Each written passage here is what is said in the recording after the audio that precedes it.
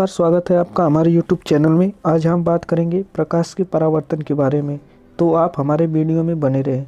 चलिए वीडियो को शुरू करते हैं। सबसे पहले देखते हैं प्रकाश का परावर्तन क्या होता है। जब कोई प्रकाश एक माध्यम से दूसरे माध्यम में जाता है तो वह अब किसी चिकने तल से टकराकर पुनः उसी अवस्था में आ जाता है। प्रकाश की इस प्रकार की घटना को प्रकाश का परावर्तन कहते हैं।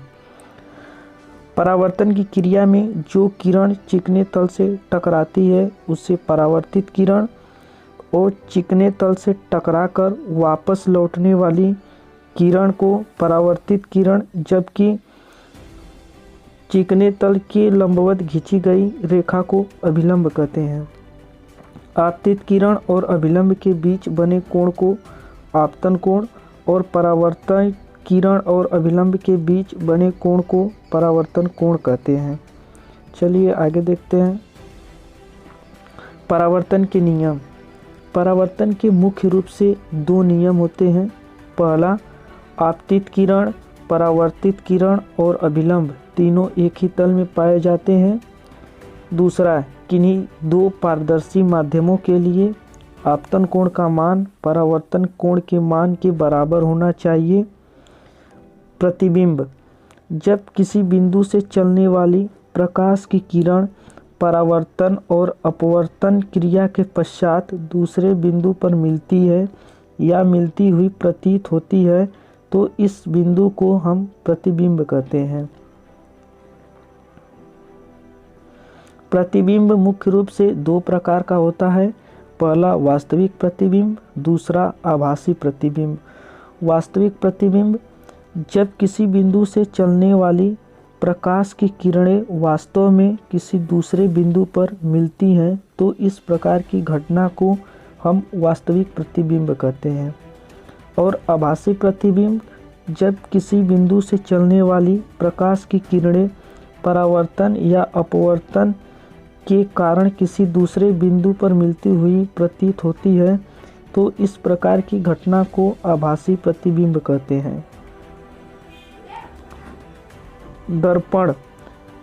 जब हम कांच के समतल या गोली पृष्ठ को किसी एक तल पर कलई कर देते हैं तो इस प्रकार की घटना को हम दर्पण कहते हैं।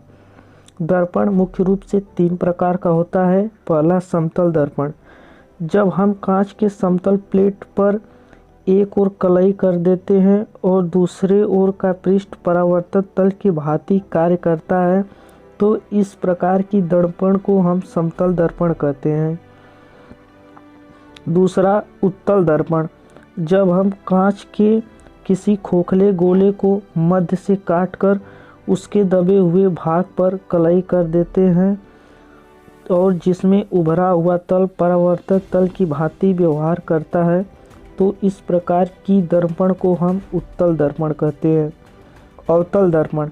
जब हम कांच के खोखले गोले को मध्य से काटकर उसके उभरे हुए तल पर कलई कर देते हैं और दबा हुआ भाग परावर्तन तल की भांति व्यवहार करता है तो इस प्रकार की घटना को अवतल दर्पण कहते हैं।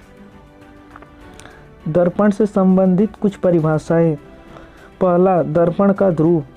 किसी दर्पण का परावर्तन तल के मध्य बिंदु को उस दर्पण का ध्रुव कहते हैं। इसे P से व्यक्त करते हैं। प्रत्येक दर्पण में केवल एक ही ध्रुव पाए जाते हैं। दूसरा, दर्पण का फोकस, मुख्य फोकस। किसी गोली दर्पण से परावर्तन के पश्चात प्रकाश की किरणें जिस बिंदु पर मिलती है उसे उस दर्पण का मुख्य फोकस कहते हैं। इसे F से व्यक्त करते हैं। फोकस दूरी। किसी दर्पण की ध्रुव तथा मुख्य फोकस के बीच की दूरी को फोकस दूरी कहते हैं। इसे F से व्यक्त करते हैं। उत्तल दर्पण की फोकस दूरी धनात्मक और अवतल दर्पण की फोकस दूरी ऋणात्मक पाई जाती है। वक्रता केंद्र। गोली दर्पण कांच के जिस खोखले गोले को काटकर बनाया जाता है उसके केंद्र को उस गोली दर्पण का वक्रता केंद्र कहते हैं। दूसरा, वक्रता त्रिज्या। गोली दर्पण के ध्रुव तथा वक्रता केंद्र के बीच की दूरी को वक्रता त्रिज्या कहते हैं। इसे R से व्यक्त करते हैं। गोली दर्पण के लिए फोकस दूरी का सूत्र क्या होता है? 1/f बराबर 1/v प्लस 1/u। और गोली दर्पण की फोकस दूरी व वक्रता त्रिज्या में संबंध क्या होता है? f बराबर r/2। यदि वीडियो अच्छी लगी तो चैनल को सब्सक्राइब और वीडियो को लाइक